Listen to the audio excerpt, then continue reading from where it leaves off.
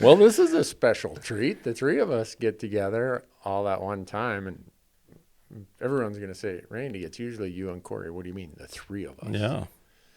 We got the world famous Dustin, the man, the guy who, the brains behind Mountain Tough. The reason I'm less of a fat desk driving, ice cream eating accountant. You're the reason Randy just complained about missing 2 straight days of working out. Did you ever think you'd hear that? Never. Corey gives me so much grief about that now. He's like, oh, from the guy who used to say, oh, if you hike, that's enough. And now he's pretty much a gym rat now. I know. Yeah.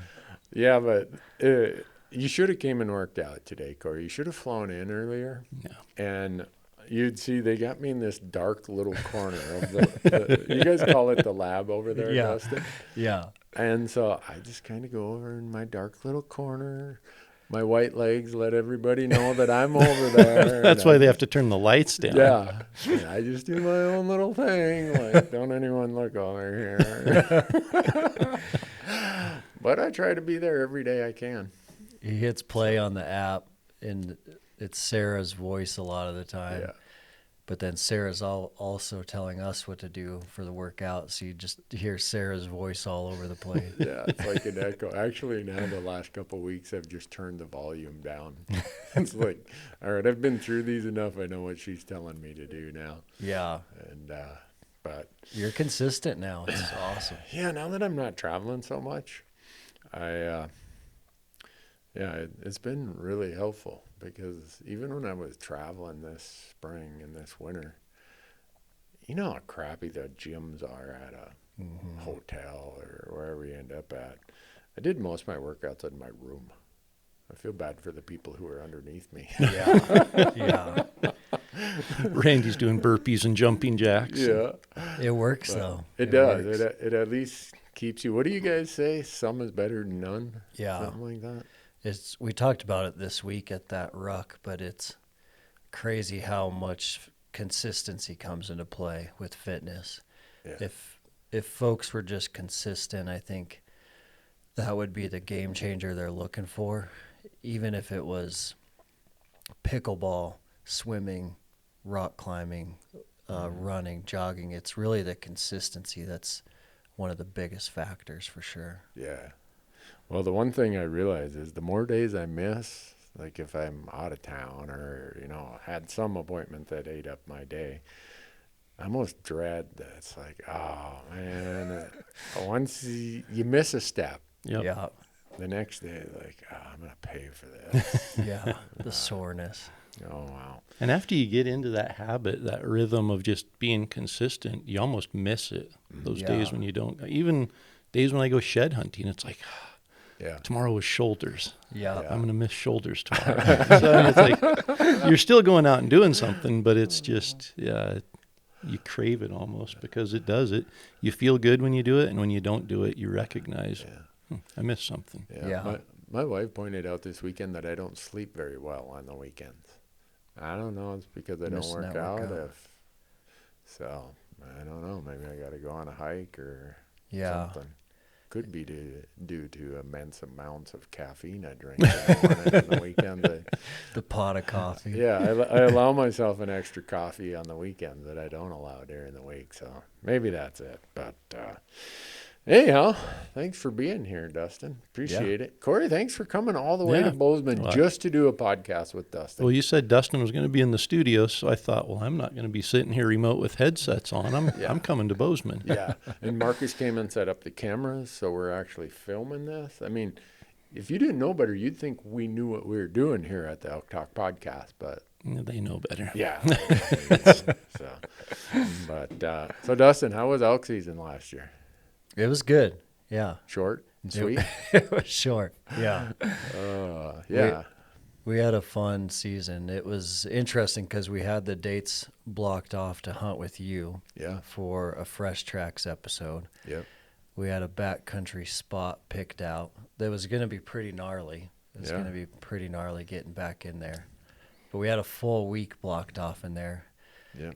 But then I talked to Randy and I said, hey, if I continue to elk hunt before these dates, am I allowed by Randy to shoot an elk before the Fresh Tracks filming week? And he said, yeah, if you see one, you can shoot one. Yeah. And so that's what happened. Mm-hmm. Yeah, I saw a piece of phone footage from it. Looks like you guys were taking a nap or something. It was one of the funnier hunts I've ever had, for sure. Nate and I, it was just a weekday hunt, so we knew a spot where there would be some bulls bugling, and we'd been in there a lot of other times. And there's a nice little pocket where they're either there or they're not there. And it was take the day off work, cruise in there early, see what we can find. And sometimes in that spot, you're close enough to town that if they're not in there in the morning, you can still be back for a half day of work.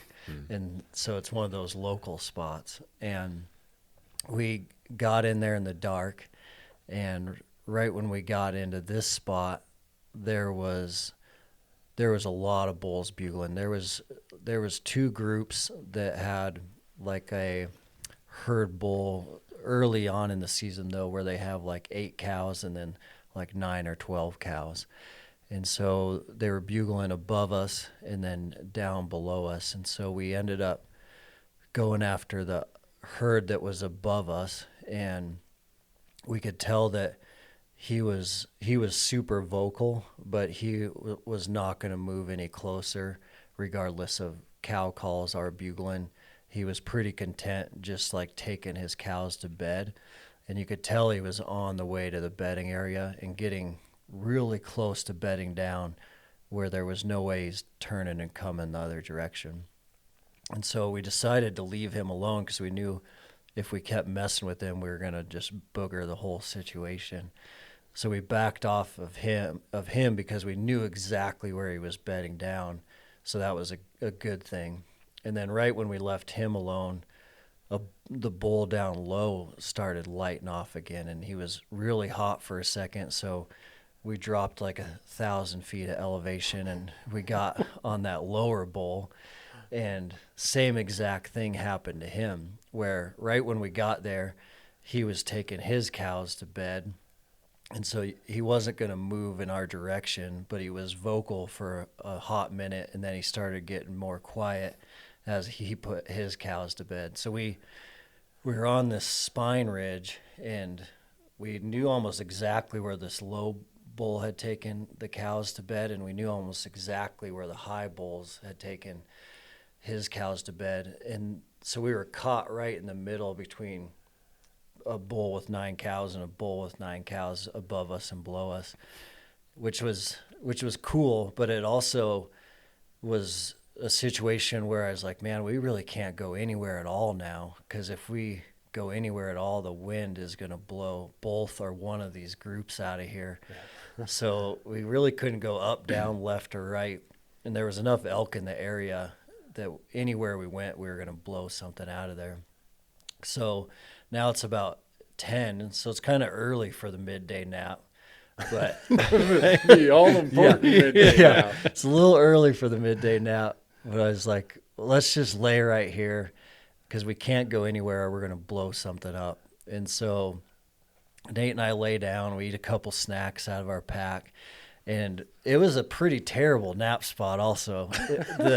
You can kind of see it in the footage, but we laid in this tall kind of yellow grass, but then it had that, I don't know the name of it, but it's the loudest bush in the forest. Oh, the balsam leaf. Oh, yeah. It makes balsam root, yeah. Arrow leaf balsam root or whatever it is. I mean, it's very, very loud stuff. So we lay in the kind of bushy yellow grass, and then I set my bow over here like 3 feet to my right, and I set it right in one of those really loud bushes.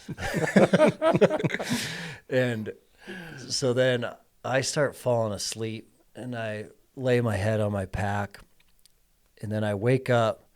I've only slept for probably like 10 minutes, and I looked over at Nate, and Nate's playing around on his phone. He's like on Instagram or something. And then I looked back down the ridge, and there's a bull walking directly at us. And I was like, Nate. there's a bull coming. And he's like, what? And, well, the bull was already, the first time I saw it, it was probably like at 80 yards. And this bull looked like a whitetail in the middle of the rut where its nose is just down and it's just like on a scent trail. And it looked exactly how a deer looks when it's rutting a doe, where they're just walking those scent trails.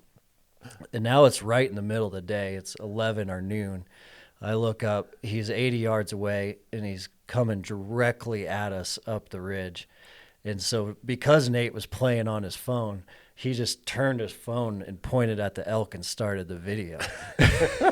So luckily, I didn't have to wake him up or anything. He was ready to go.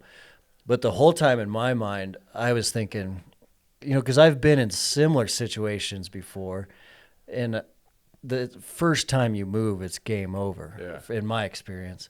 So usually just the movement of you seeing the elk turning your head is enough to stop it. And I was like, there's no way this bull is going to let me grab my bow. So I reach over, and my bow's stuck in that loud bush. It's like,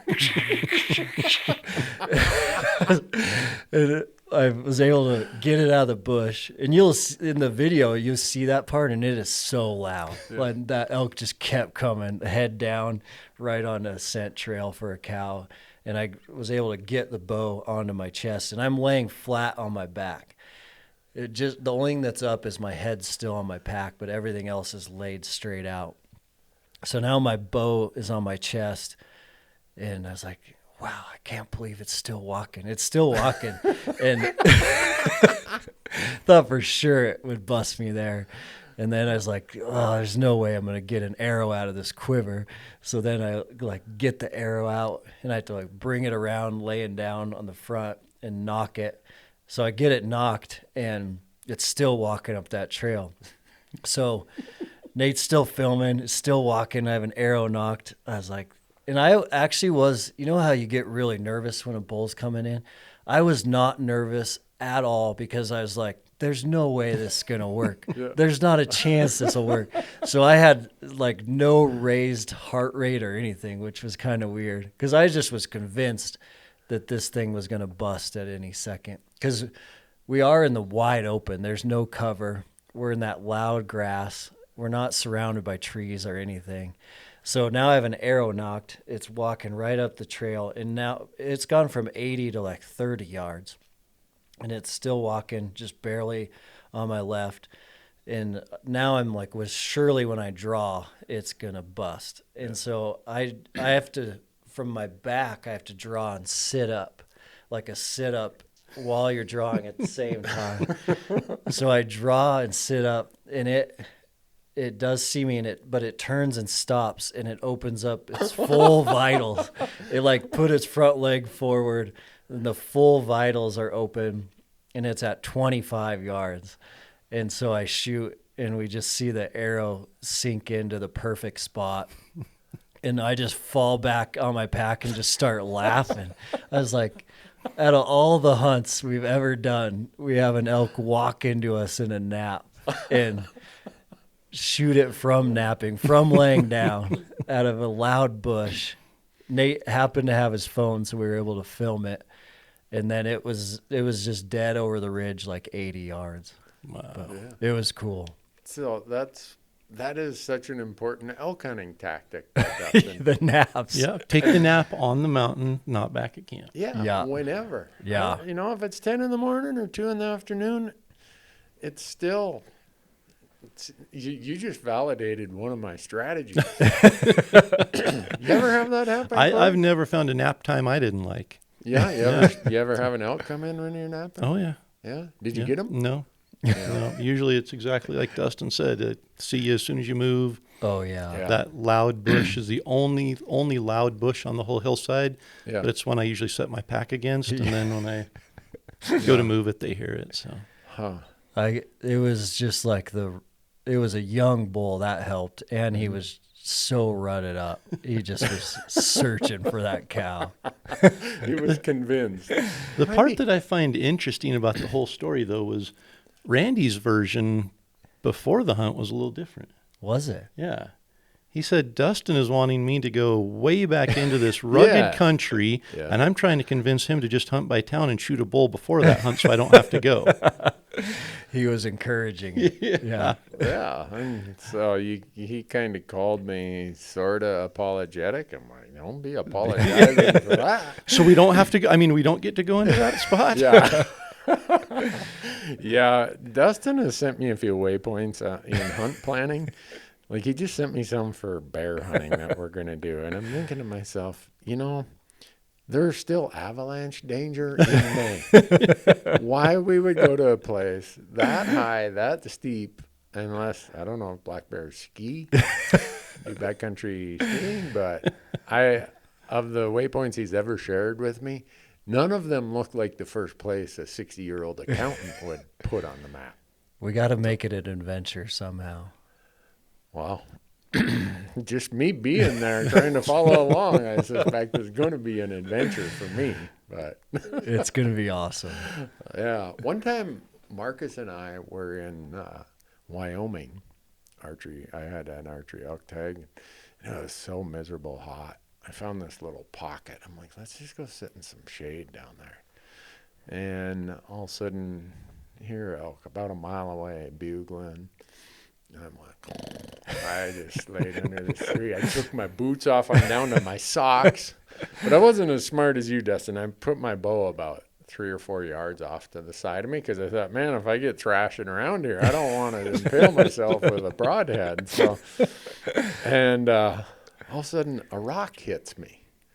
Marcus is waking me up. He's like, those elk are coming. I'm like, they're going to walk right past. There's a spring up there. They're going to go on the other side of that ridge. They're never coming up here. I go back to kind of sawing off a little bit, and all of a sudden, Marcus is like, get up. Here they come.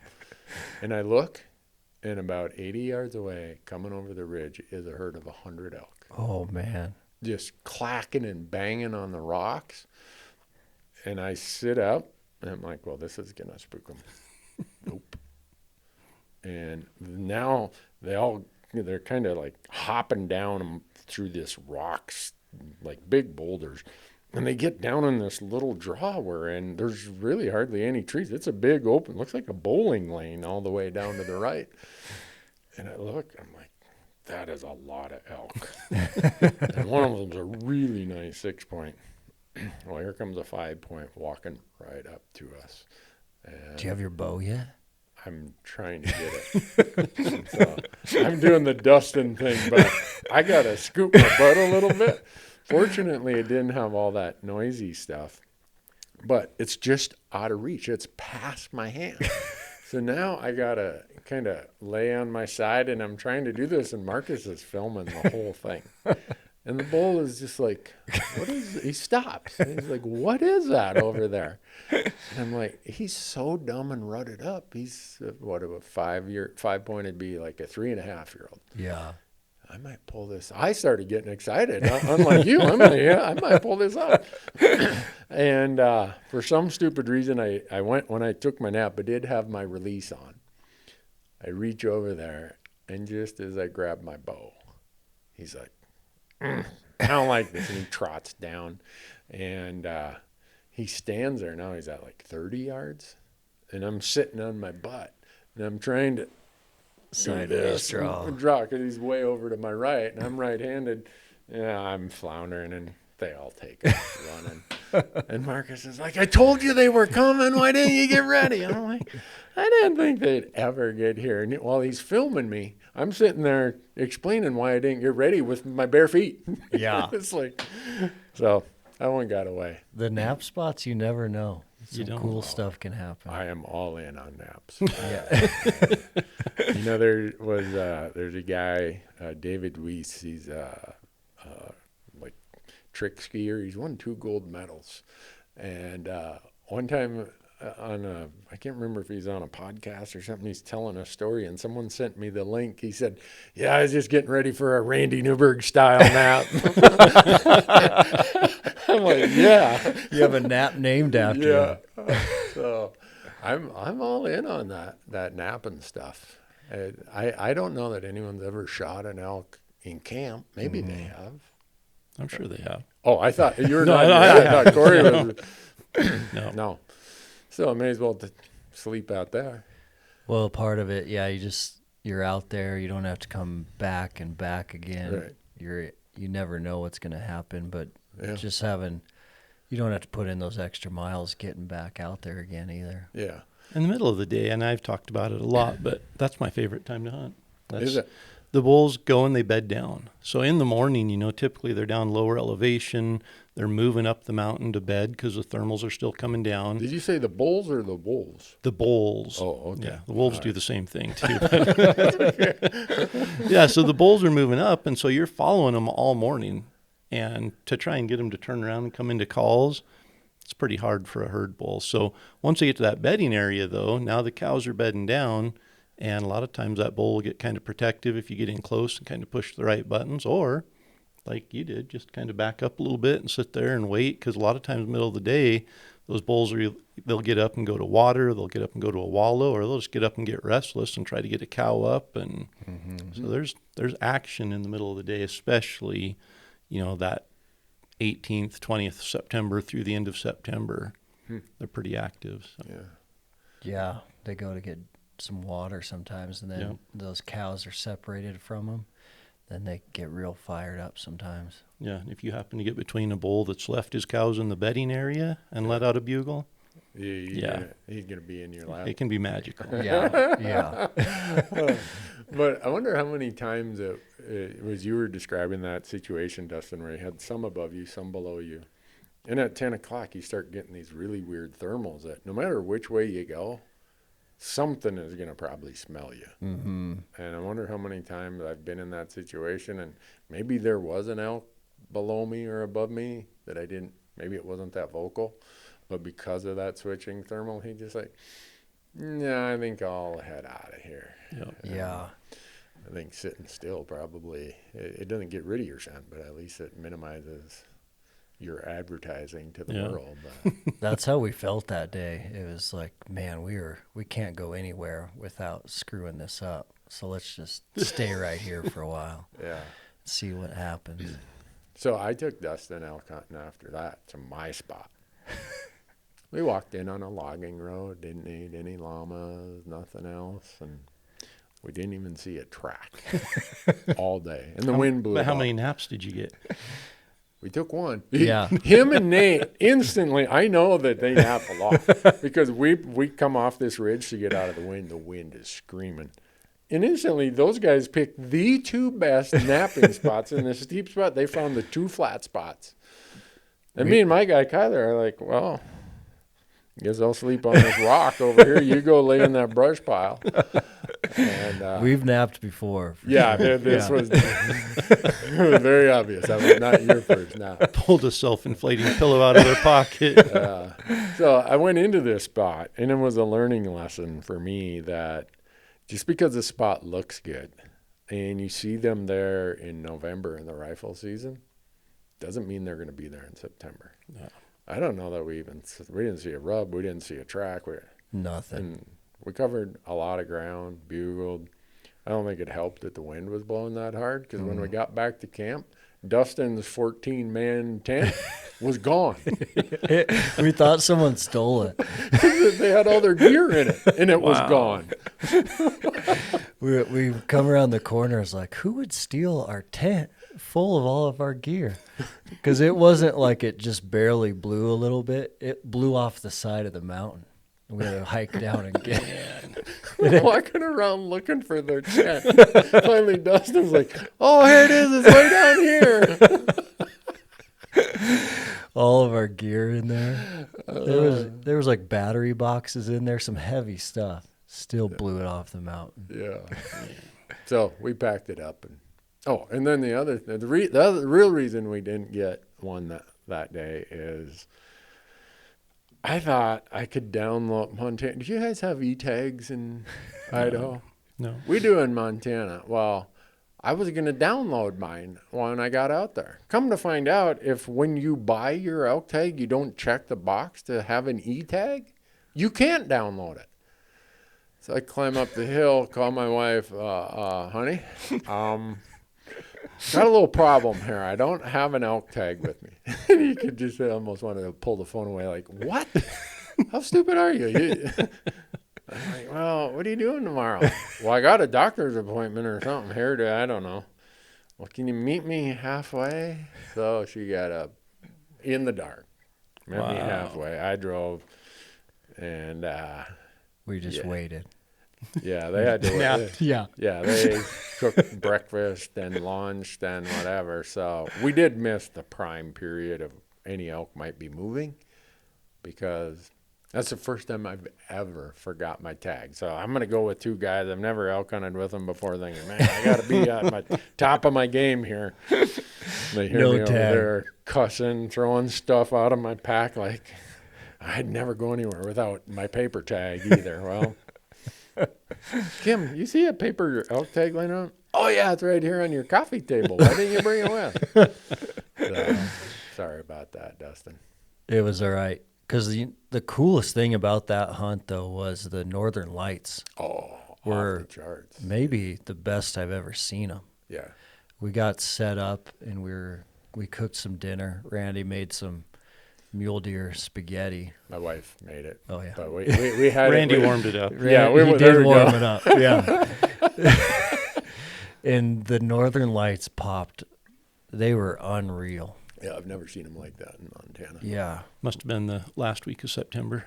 Yeah. I can't remember. Yeah, somewhere in there. We had them too. Oh, when we were out starving. Actually, it was the night that we ate backstraps on the rock. Oh, yeah? Yeah, the northern lights. We didn't even realize it. John just set up a time-lapse camera and filmed us sitting there making the fire. Whole time northern lights just dancing in the background. And yeah. pretty spectacular. That was cool. Yeah, that was cool. But I did go back there in rifle season. I think I hunted 8 days in rifle season in there. The first day I saw 19 bulls. No way. They do come in there. And Jace, my camera guy, is like, you going to shoot one? I'm like, well, if we saw 19 already, that one in the lead, he's a nice 6-point, but he's not that big. I'd seen a bigger one, a much bigger one. And so passed on all those. That was stupid. Then I went back in there, and now the hunting pressure started showing up in a big way. And it just bumped all of the elk kind of to on those edges, those ridges I showed you where if you go just over that ridge is private. And so I saw bulls every day in there in rifle season, and I never ended up. I was just going to say, you passed up 19 bulls, and remind me how many you shot, or how big the one you shot was? I packed him out in my back pocket. It's called the tag. That tag, that E-tag. Yeah, but it was a lot of fun. The one thing I learned, though, is this year there wasn't a lot of snow in there, so the people could drive ATVs on those roads, whereas normally there's so much snow that an ATV just spins out in there. And it had bumped all the elk further north and further west over on the private.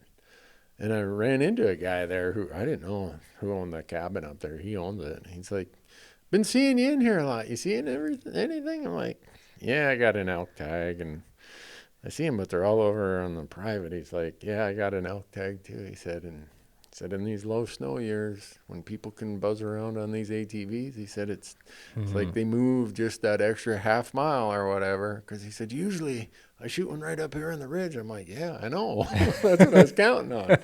And so I don't think I was the only one who was experiencing the same thing. But Need some heavy snow. yeah, just not necessarily to bring elk in there, but to keep ATVs out of there. Because other than that one gate there, there's no, you can come in from all other directions.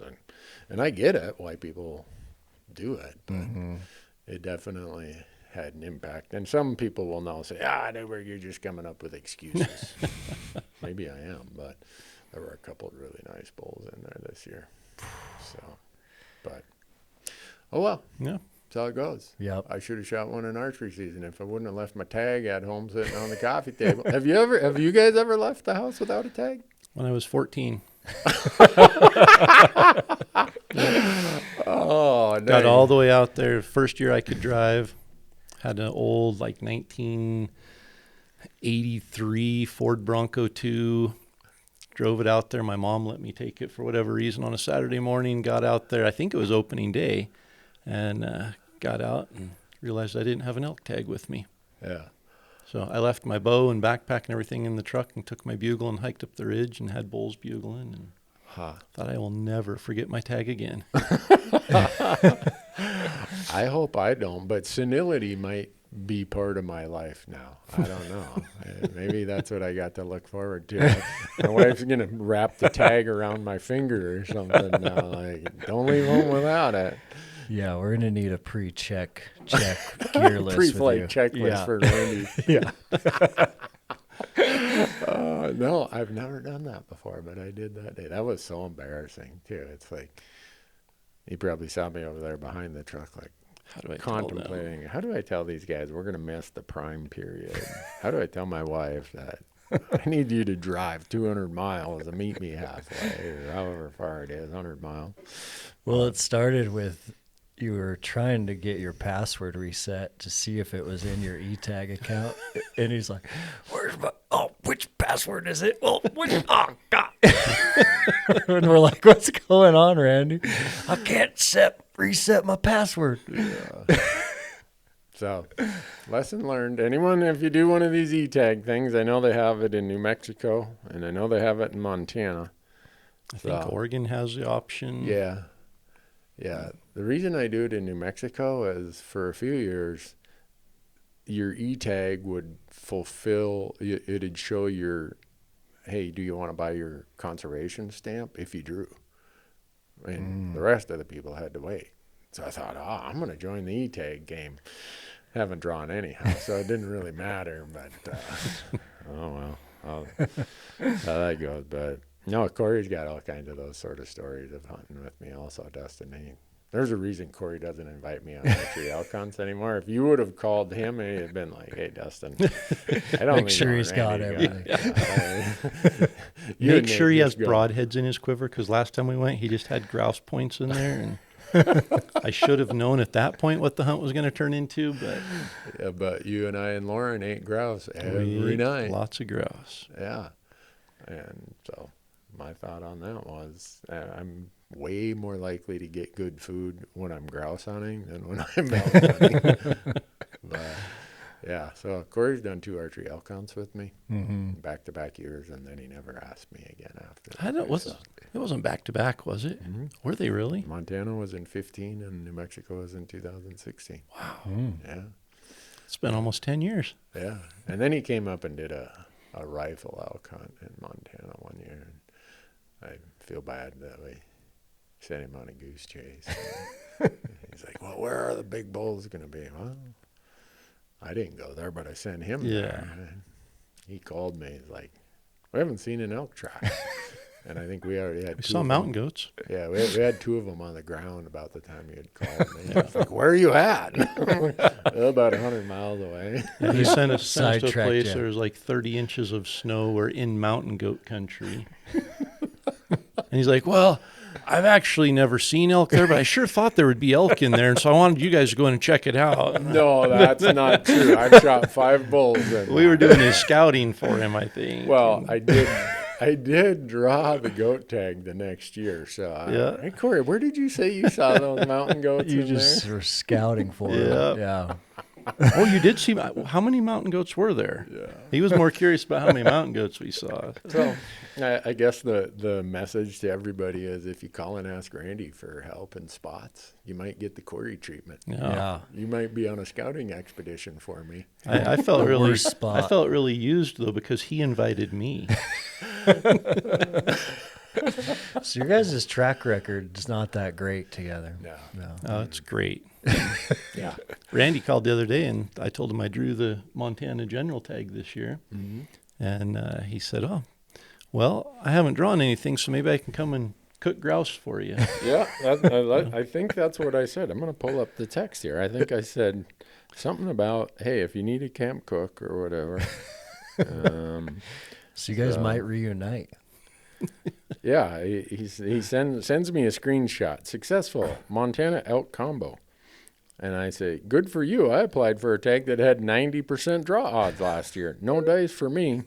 Might not be my year. And then I said, and since I didn't draw New Mexico, I have some openings to be camp cook or grouse killer when you're in Montana. But he didn't say. What did I say after that? It just like, I went on this tangent. Well, I didn't even apply for a limited entry tag. I messaged so-and-so yesterday and let him know I drew, and he said that he and I would discuss our plans. He just ignored your question. Yeah. I'm pretty sure I said something about, I'm going to require more than just grouse for food this year. Right, that's what you said. Yeah. I think it would be awesome if you could join us, because I'm going to require more than just grouse but I'm going to require more than just grouse. We did that for 8 days. So, Won't be doing that again. yeah. So Oh, yeah, you guys did the no food hunt, didn't you? Yeah. Is that good for your body? Was that this year? Yeah. I mean, I don't know how good it is. Yeah, I'll tell you how good it is. It isn't. Yeah.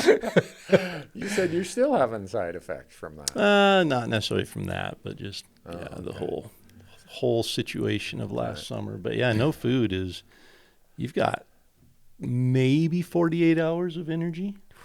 And after that, you're zero. I mean, your body just shuts down. It's like, if you aren't bringing in food, we aren't putting out energy. And Wow. so just hiking uphill by day 3, trying to hike up just 100 yards up a hill. We're stopping every 10 yards. Like, I can't catch my breath. There's no energy. Just feel weak. Did you guys kill an elk? On day 5. Wow. Yeah, I ate 6 elk steaks that night. And what's crazy is, even after that, I thought, tomorrow I'm going to be running up. I still had no energy, no strength, because, your body's used to carbs. No carbs. Yeah. And so, and I craved fat. We took fat off the elk and put it on a hot rock and melted it down and then put the steak on it and cooked it. I ate the fat, like the big chunks of fat. I just grabbed. I couldn't get enough fat. My body was craving that fat. Wow. Crazy. Huh. That's crazy. Have you ever been on a starvation plan like that before? I haven't. Me either. I wouldn't recommend it. I don't remember I think I lost 14 pounds, 12 or 14 pounds in 8 days. You don't have 12 or 14 to lose. I needed 12 or 14 pounds more of muscle to carry me up the mountain. I didn't need to lose it. Man. But there's I think Jeff Helm lost 19 pounds, 21 pounds, something like that. Wow. And they couldn't catch fish until I think the last day they finally caught some fish. They had rabbits on day 2. I think they killed 6 rabbits. And then other than that, they couldn't find food. Wow. That's crazy you guys did that. Yeah. I think they talk about taking 7 days for your body to go into ketosis. Yep. And then once you switch. What is that, ketosis? Yeah, when you go no carbs, like if you go on the carnivore diet, your body is used to burning glucose right now for its fuel source. But when you eliminate carbs, your body can burn ketones for its fuel source. But they say it takes about 7 days to switch from a carb burning system to a ketone burning system. Okay. So after 7 days of only eating meat, you should start to feel different as your body burns ketones. But you almost have to be out there longer to feel that switch. Wow. Yeah. And you can't eat any carbs during that time. Otherwise, your body is like, oh, there's glucose. I'm going to use that. And then it starts kind of the process over. Yeah. So that's why if you're on, carnivore, keto, any of those no carb or low carb diets, if you splurge and have a cheat day, it doesn't just reset the next day. It kicks you out and you have to go through the process again. Really? So. Well, I knew there's a reason I didn't do any diets. I've never been on a diet in my life. People are probably like, that shows. We knew that. He didn't have to. Randy used to brag about working out just the same way. I've never been in a gym a day in my life. And now look at him. Now he's just a junkie. Yeah. No, I'm mostly just there because I kind of go in my corner and veg out. And get away from cell phones and computers. And there's a lot of mental health in that. There's a lot. There is, really. I mean, I know we're kind of joking about it, but I just know my mental health of having a period of time in a day where, you know what, I'm doing Bulgarians or whatever it is. I'm just thinking about hunting or thinking about, I don't have any distractions. I don't know if that's a physical form of clearing your mind also, or just the mental part of it, but it's helpful for me. The mental part's huge. Yeah. Working out, all the stuff you can kind of clear your head. You get a lot of really creative ideas when you're working out. Hunting ideas. I'm not the only one. Business ideas. Yeah. And energy, just the energy after you work out to go and implement those ideas. Yeah. Mm-hmm. No, these guys here, I'm sure the crew, they're just like, I wish he didn't start working out. He comes back, he's got 45 different ideas. He rattles off 6 more new ones that we've never heard of before. But I get that. I don't know if it's creative or what it is, but when my mind clears like that, it's like, that's how we're going to solve that. Mm-hmm. That's what we're going to do.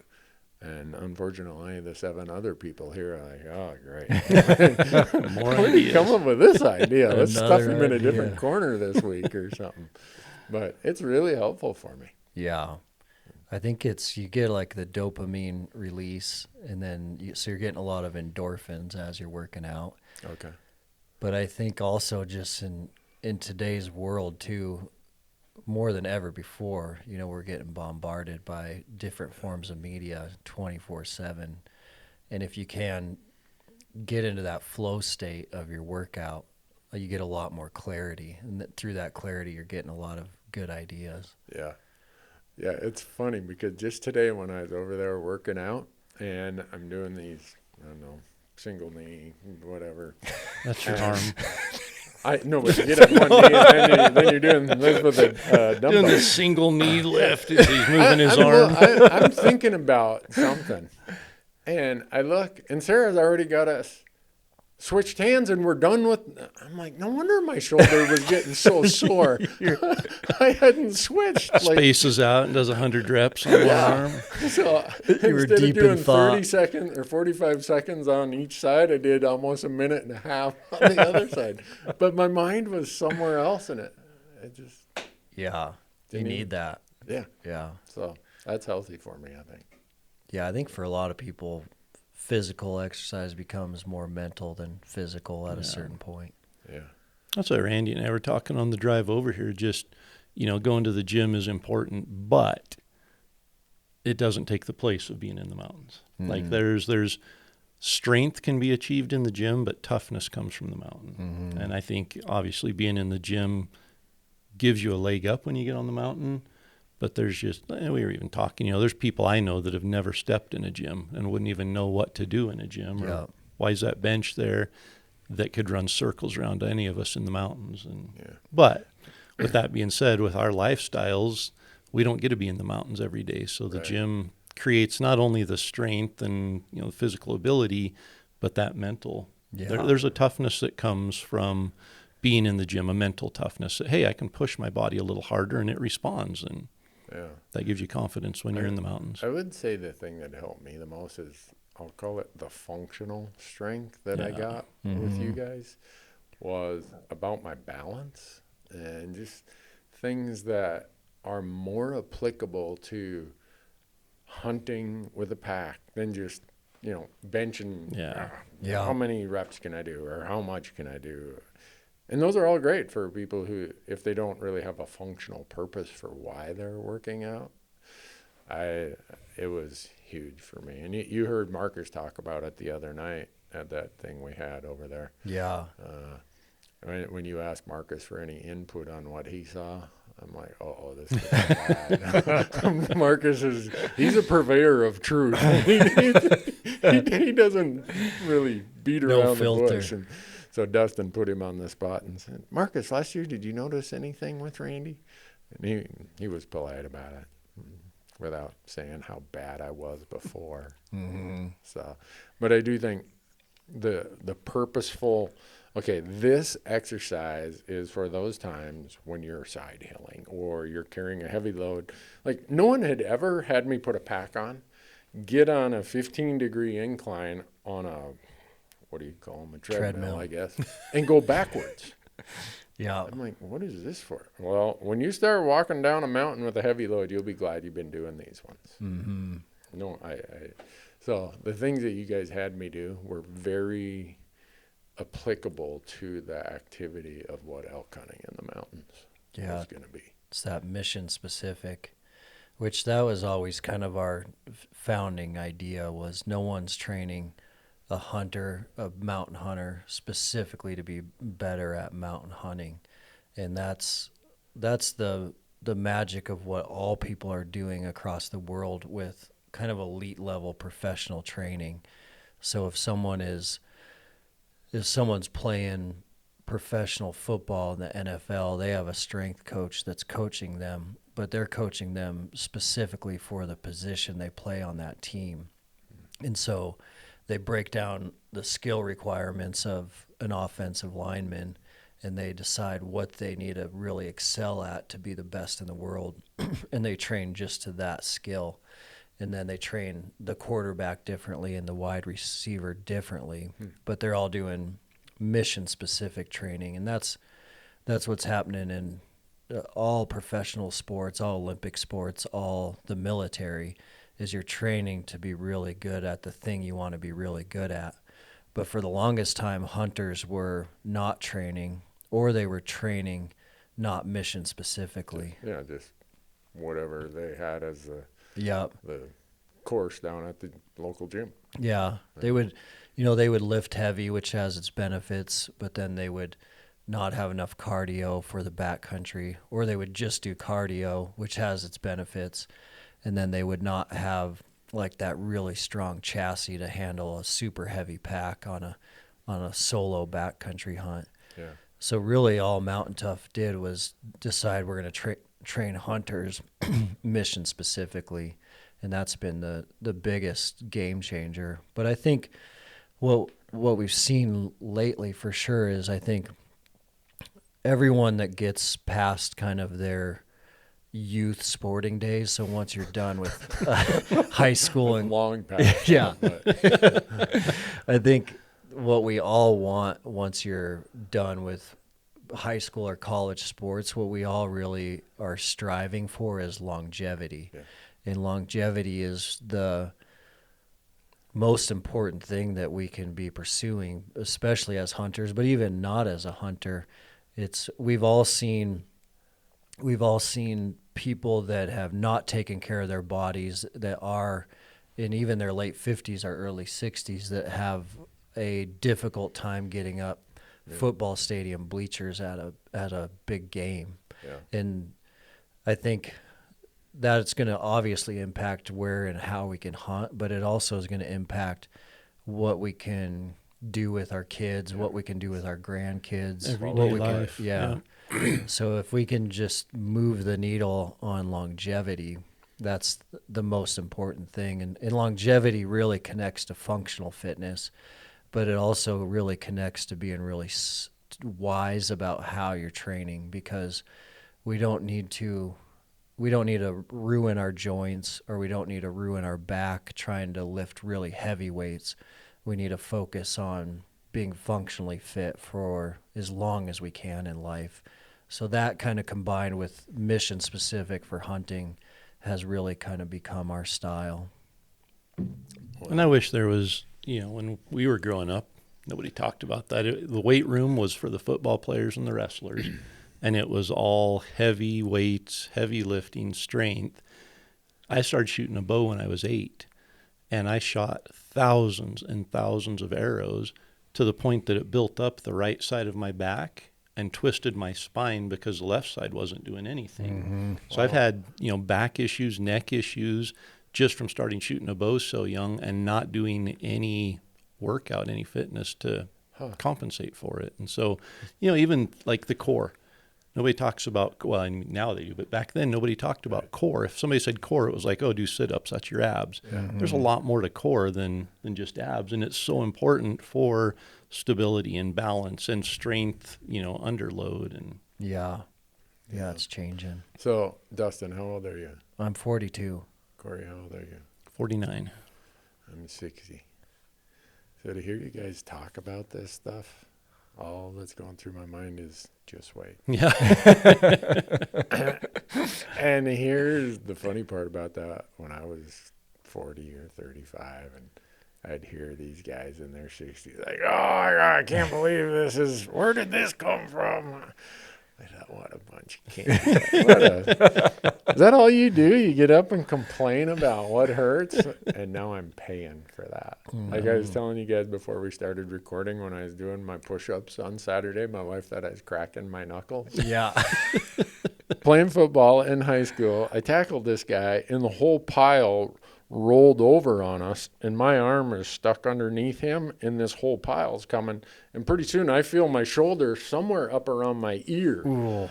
And I'm just screaming, and I run over, and the coach, he's just like, pulling on it and kind of pushing, and all of a sudden, bloop, it went back into joint. But it was never the same after that. And I never have been to I have some ortho CPA clients, and they'll see me, I can't throw a ball, and they're like, we can fix that for you. I'm like, yeah, I know, but you told me it's six months of immobility, and so I've never done it. But yeah, so all these things you don't you don't take care of along the way. Mm-hmm. I'm here to tell you folks, all you young people, take care of those things. Like when I detach my posterior tibial tendon, which is on the arch of your foot, it goes to the arch underneath the ankle and comes up the back of your heel. I didn't have any money as a starved out youngster, so I waited a few years to get it fixed. Wow. Now I got one Fred Flintstone foot because the arch collapsed. They don't have any arch. It's fat and long, and it's like plump. You should hear me run. You hear tap, plump, tap, plump. Hence the reason they put Randy in the dark corner. Yeah. Oh, yeah. There's a long list of reasons. That's one of them. But all those things add up over time. And, Marcus just detached his patellar tendon. Mm-hmm. And I know how he approaches things. He really doesn't have a lower gear. It's like 0 to the speed limit. And he's usually at the speed limit. And I worry that he's going to push it. And if he messes that up, I'm trying to tell him, yeah, you might be able to get it repaired again or whatever, but this is something that could last for the rest of your life. Mm-hmm. And as you get older, you're going to understand why your dad complains about the sore neck or the numbness in his wrist. Yeah. It's because he probably did some of those things along the way and didn't take care of them. Mm-hmm.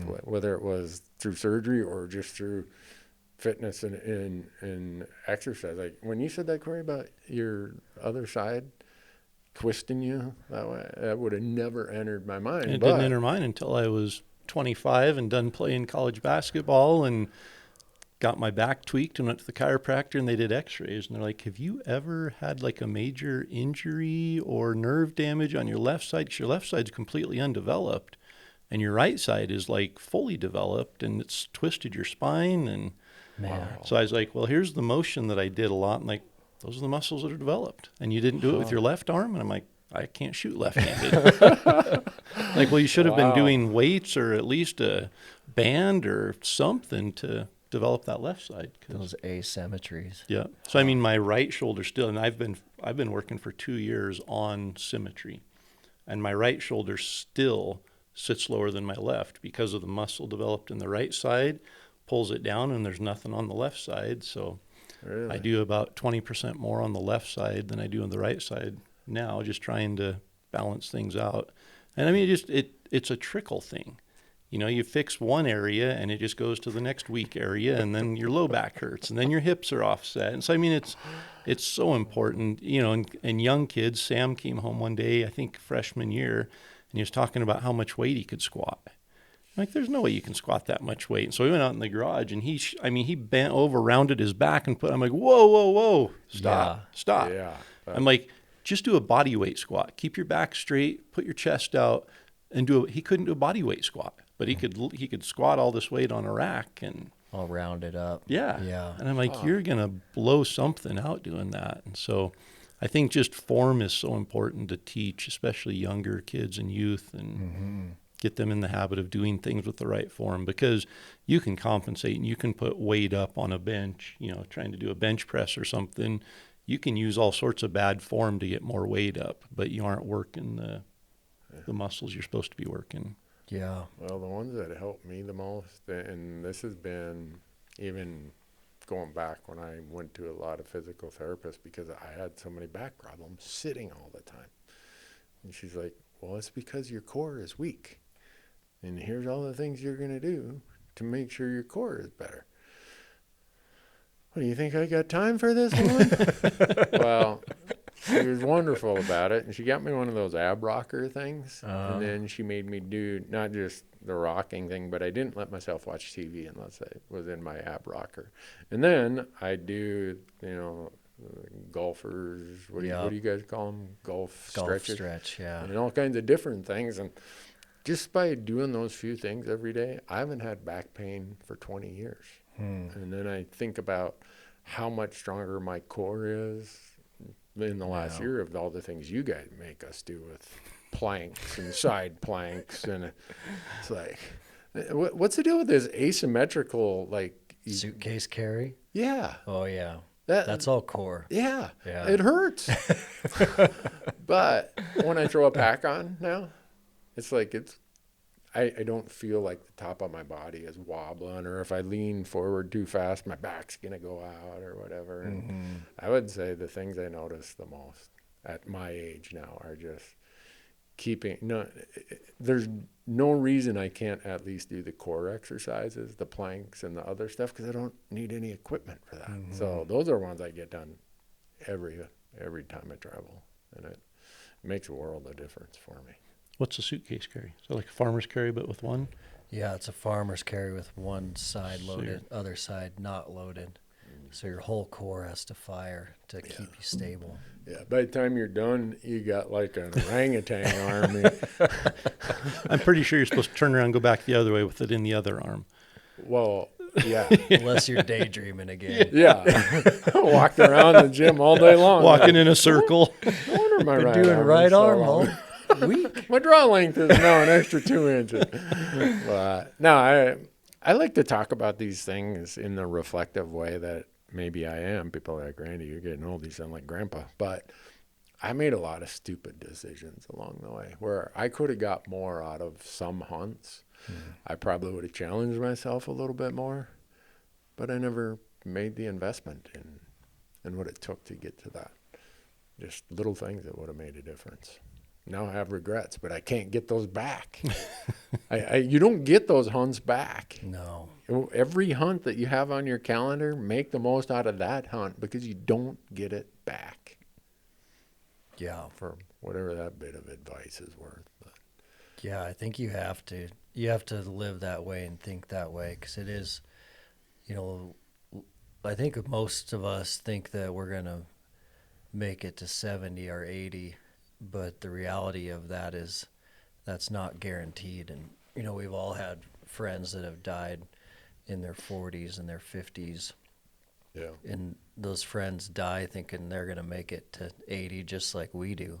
Yeah. And then a car wreck gets them or cancer gets them. And I think we have to take full advantage of these opportunities we've been given, and being in the best shape mentally or physically is important to making sure that happens, because we're not guaranteed to make it to 80. We just never know. Right. I mean, you deal with all that Lyme's disease stuff, Corey, all the complications you've had from that. That's got to make it harder mentally and physically. It does, and honestly, I have to work out. If I don't, it just, it makes everything worse. So it's motivation, but at the same time, every day I wake up and I don't want to work out. It's a catch-22 there, but yeah, I mean, I think everybody has obstacles and everybody's got challenges they deal with, and that's just mine. But fortunately, it's like working out. There's so many benefits to your lifestyle outside of hunting. For me, hunting is the motivation to work out. Mm-hmm. And I think that's where a lot of people, that's what gets us up and going. And it's like, hey, I got to work out for elk season, but the benefits go way beyond that 1 week or 2 weeks that we hunt elk. It changes your life. So. Yeah. Tons of benefits. Yeah. So you guys got some big sale going. Since we're on the topic and we want to convince these people they should check you guys out and become the next Randy Newberg. That's a pretty low bar to Don't clear. set your aspirations that low. Good thing we have that on video so you could see the Yeah, the sarcasm in sarcasm. my facial expression. But don't you guys have something coming up early May of 2025? Yeah, we have the spring runoff sale. Yeah. Right when this is launching. So, do you got to run? No, you don't have to run. Okay. It's just the name of the sale. Oh, okay. It wouldn't be a sale if you didn't put a name with it, huh? Couldn't have the May 1st through 10th sale or something like that? Gotta have Spring the runoff sale. Yeah. Spring runoff. Yeah. So what do it'll they do there? They mountaintough.com. Okay. And then when they click start free trial, they'll see the sale right on there. okay. It's a good deal. It's 40 or 45% off. So it's one of the better deals they'll find throughout the year. Wow. And then it gets them going on mission specific training, which is perfect. And I think we've seen this over and over again where most individuals listening to this show definitely have a passion for hunting, a strong interest for hunting, a passion for elk hunting. So if you're going to do training, you should train for that because that specialization makes all the difference in the world. Where just the other day we had a guest in town for the Mountain Tough podcast, and he's a brown belt in jiu-jitsu, and he absolutely destroyed me in jiu-jitsu, and I was so out of breath and covered in sweat in about 2 minutes. I thought I was going to die. And I was like, I've had this happen before, but it's always a shock when you do something that you're not training for versus something you are training for. And so then we were able to run him through a Mountain Tough workout and then take him up the mountain, and he absolutely got destroyed. And we've seen that over and over again where it's like you can only be good at so many things, and if you want to be good at elk hunting, you want to be better at elk hunting, you should train specifically for that. And getting in on this sale is a great way to do that with Mountain Tough. And not only, all the physical programming is going to be in there for beginners, intermediate athletes, elites, people with no gear, full gear, minimal gear, heavy pack, weight vest. There's really now in Mountain Tough, there's something for everyone, every fitness level and every age and every person based on their requirements for equipment. So on the road, off the road, the amount of content that is in there now is really, really robust, but it's also going to have mental training, mindset training, and nutritional training. So it's kind of like a Netflix subscription for the mountain hunter when it comes to their holistic training approach. I'll go there and do it, people. Or else. And they even have one for 60 plus, right? It's 50 plus. Oh, 50 plus? Okay. Well, we had to reshoot so many of those last summer. I told Sarah, I said, we don't have too many more months before this is going to have to say 60 plus. Because I'm turning 60 this hunting season. And she's like, oh, we'll get it done. We'll get it done. But the PP 59 and a half preseason prep. Yeah. Yeah. Well, you guys make fun of me all you want. But Corey could testify that I'm actually working on packing loads and stuff. I picked him up at the airport a little bit. I went to grab his backpack and throw it out of the way. I'm like, I couldn't even move it. I'm like, what do you have, weights in here? He's like, exactly. Yeah. Just carrying him around. Yeah. Yeah. Well, it's trying to replicate, back to your point, specifically what I do when I'm out hunting. If I'm going to go for a hike, I'd rather go for a hike. And when I go off trail and I have to bend underneath that log or that down tree or whatever, step over a log, I want to have to do it with 40 pounds in my pack. Mm-hmm. My day pack usually isn't that heavy. It's less than that. But it's just trying to replicate that same thing. So That's smart. Yeah. I'm not into big loads anymore. You guys have told me some of the loads you guys have carried before. I'd never done that in my life. I swore I'd never pack an elk out in one trip again, and cameraman John last fall convinced us to do it. Halfway back to the truck, I'm like, hey, you're taking my pack the rest of the way. You're the one that made us do this. You come get my pack and carry it. Let me carry yours. That's brutal. And he did, thankfully, because, man, it's heavy. Yeah, that's heavy. I don't know how you would do that. That's or why. foolish. Yeah, Yeah, or why. Yeah. I remember one time carrying a front and a hind quarter, bone in. I'm like, this is the dumbest thing I've ever done. I've done a lot of dumb things. I did so many dumb things I got thrown in jail in Mexico even, but this is dumber than what I must have done that day. And my body, it took forever for my body to seem normal again. No. I think I was 40, 42, something like that when I did that. It's those high-risk things. Yeah. And now I think about it, it's like, what if I would have messed something up doing that? I don't know what this was a young bull. This is a 5-point. So what's that, a 3.5-year-old bull? It's like, if he would have been a 8-year-old bull, I'd be dead up there in the Madison range. Fractured disc or something. Yeah. And so now I'm of the opinion that, you know what, I'll carry a quarter at a time. And with the front quarter, maybe I'll throw a back strap in there. But just the damage in the recovery period it takes me anymore, it is just, it's not worth it. And that's the thing. You don't realize at the time the damage you're doing. It's several years later that you realize, man, all those trips with 120, 140 pounds on my back for 4 miles, when my core wasn't ready for it, when legs, hips, everything, you can do it. You can grind through it and power through it, but it's causing damage that chain reaction is going to hit at some point. Yeah, you see it all the time. And that's what gets you at the longevity side. The good example is like the NFL athletes that were absolute beasts in their 20s and 30s. And now the amount of life-altering injuries they have is crazy. I mean, 6, 7, 8, 9, 10, 11 surgeries just trying to, make it through their 40s and 50s. We don't want that stuff to happen to us as elk hunters, and you can get in some dumb situations when you're young that can cause some of those same injuries. Yeah. Well, I'm just at that point where I want to get as much as I can out of every remaining hunt. And I wish I would have adopted this attitude 25 years ago, but, stupid is as stupid does, right? And so I didn't.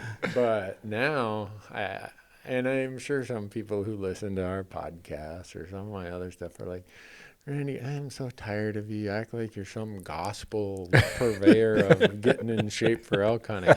And it's not so much that I don't care if people ever, or if I necessarily even shoot another elk. I want to, but the benefits I'm getting just out of my quality of life, and I know it's so gradual to lose it, right? It's like, oh yeah, next month I'll start this. And okay, that year you gain 3 more pounds. Well, for 10 years in a row, if you gain 3 pounds a year, you gain 30 pounds.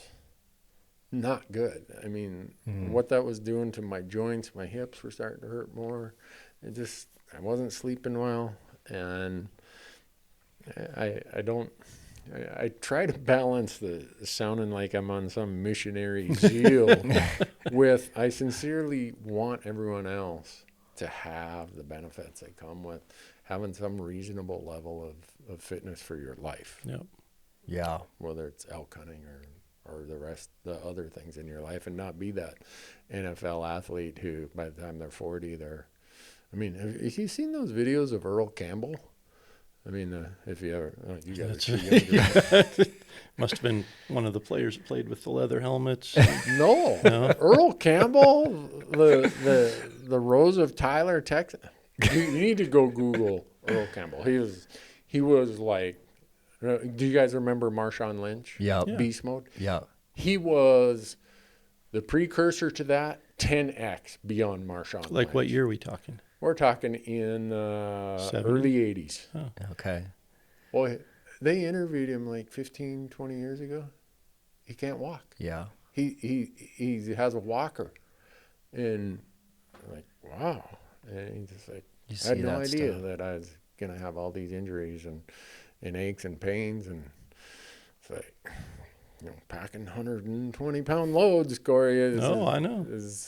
Yeah, okay. No, it's not smart. So is this an oath that you won't do that again? I hope. I would rather not. That didn't sound real committal. Here's the dilemma. You get there and you look and you've got all this meat hanging. Yeah.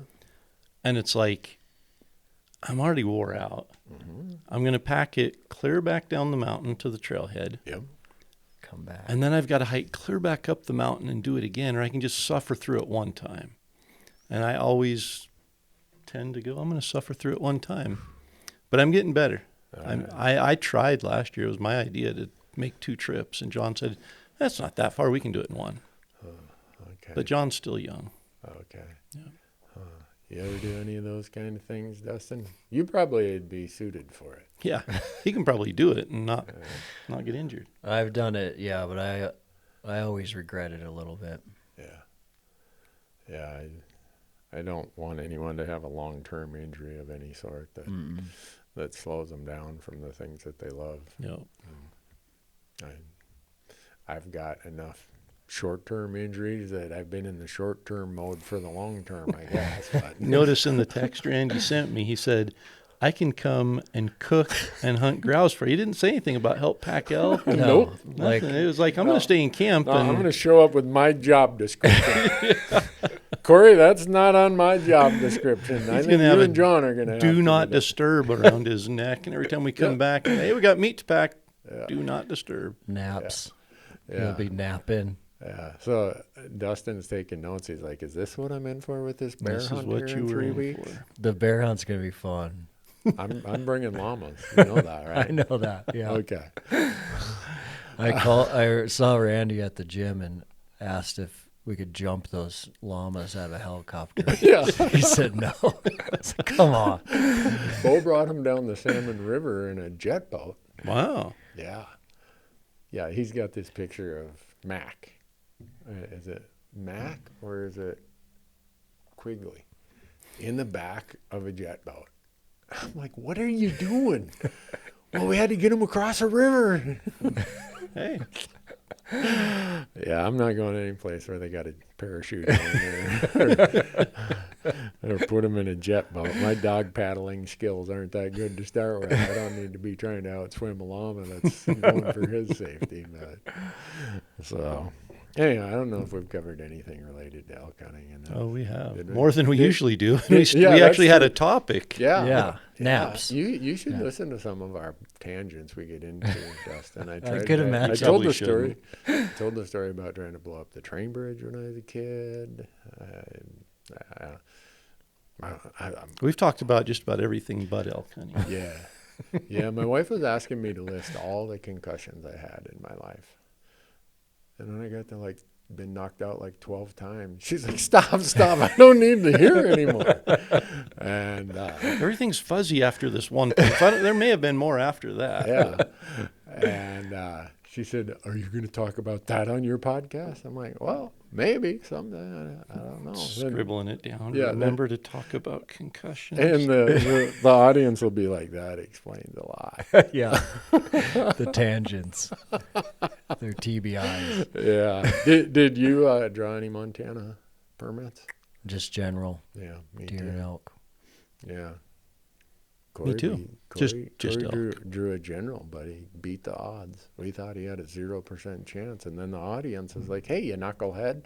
If he bought another point, he'd skip the 1 point sandwich and he's got 2 points this year. So, Evidently, when you you apply and you select that you want a point, it adds that point to your application. So yeah. I thought it only did it for the limited entry tags. So there That's you go. cool. I went in and checked my call- account, and it said applied for the general combo license with 2 points. Yeah. That's awesome. Yeah, guess what I drew in New Mexico? Nothing. Yeah. I must have told you already. You just did. knew. Oh, okay. Well, pretty soon we got Utah, we got Nevada, we got Oregon, got Wyoming. Wyoming results?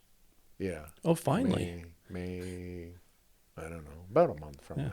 In May. I can't wait to get my interest back on the investment I made there. The way my stock portfolio has done the last 3 months, I'm glad Wyoming's been holding That's on to my true. money. 20% gain over the rest of my investments.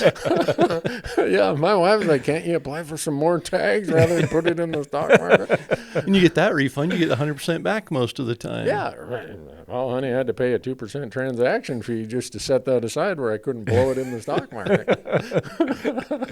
It isn't bad right now. But we're all blessed to live in places where we can buy that over-the-counter elk tag. Oh, man. I never take that for granted. And if there's one good thing about traveling and doing shows in all these other states, like I did the RMEF event in Reno about a month ago, did some shows in Oregon, Washington. You do the show in Utah, and you talk to these people that draw an elk tag every 10 years, if they're 12 lucky. years. Yeah. I hope those people who live in the states, Montana, Idaho, Wyoming, Colorado, where as a resident you can go and get your elk tag, I hope you appreciate that. Yep. Yeah. And I hope you do Fight to everything you keep can it. to keep it that Yeah. way. That's a huge deal. Yeah. Just the experience alone Yeah. of going multiple years in a row Yeah. that you wouldn't be able to get would be difficult. Yeah. I mean, what we get to do, you know, Dustin, you were talking about, some days I could just go hunt in the morning. I do the same thing. I'll go out for a morning. And what I got to do that morning, listen to an elk bugle or blowing a stalk or whatever, there are people who live in other states who that would be their season. Yeah. That would be the highlight of their hunting year. Yep. And I can go do it before work. And they might wait 10 years for that moment. Yeah. We're really lucky. Yeah. And so I think that's why this podcast, Corey, we're always advocating for more elk on the mountain, keep those things intact. And Yep. let's stay More black. access to public land, Yeah. Yeah. more opportunities. Yeah. So I don't think anyone's ever said, gee, I get to hunt elk too much. Oh, I don't know. There's been a few times when I was ready for season to be over, but Really? like last year when we didn't have food for you. Well, yeah, that's self-imposed. Like I am ready for this hunt to be I know over. some spouses who probably said, boy, I wish elk season was over. I don't know. I think the longer you're married, the longer they want elk season to last. No, that's absolutely Do you have another hunt true. planned? So I've been on the road pretty much nonstop since Christmas. And now I got done traveling 10 days ago. Over the weekend, my wife was like, well, I got to go to Oregon for a couple weeks. I'm like, honey, Now she's going somewhere. yeah. I'm like, well, I just finally got home. Yeah. She's like, I didn't leave a day the whole time you were gone, and now that you're back, I need a vacation. Yeah. Yeah. And so she sees their bear hunt on the calendar. She's like, well, I'll probably come back a day or so before your bear hunt, and then we can kind of check in and, see who checked the mail or whatever. I'm like, well, then I'm going to be gone on a bear hunt, and then the next week I'm going to be doing a bunch of roadshow stuff. Oh, well, that's all right. Huh. Maybe there's the underlying message there that my decoder doesn't understand that well. Too many concussions. But no, I just feel so lucky that we get to elk hunt.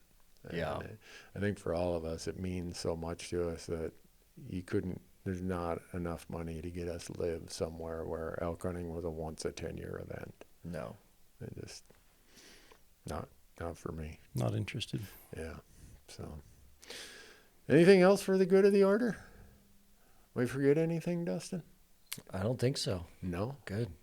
Go to mountaintough.com. Mountaintough.com. Yeah. Yeah. MTNTOUGH.com. Click start free trial. Take advantage of that spring runoff sale. Yeah. 40, 45, 50. Free. Yeah. There is a free trial. We don't even have to give them a code or anything. They just get that, right? Yeah, they'll just Usually get that. we give people the Elk Talk code, but this is even a better deal than the Elk Talk Yeah. code. Yep, this is better. And it'll be right there when they click start free Well, trial. now people are going to email us after the spring runoff and say, well, Yeah. can't you get us that deal with your Elk Talk code? Well, our code's going to wither away. I don't think so. Okay. All right. Well, thanks. Appreciate it, guys. Yeah, Thanks, thanks Dustin. guys. Thanks for being here, folks.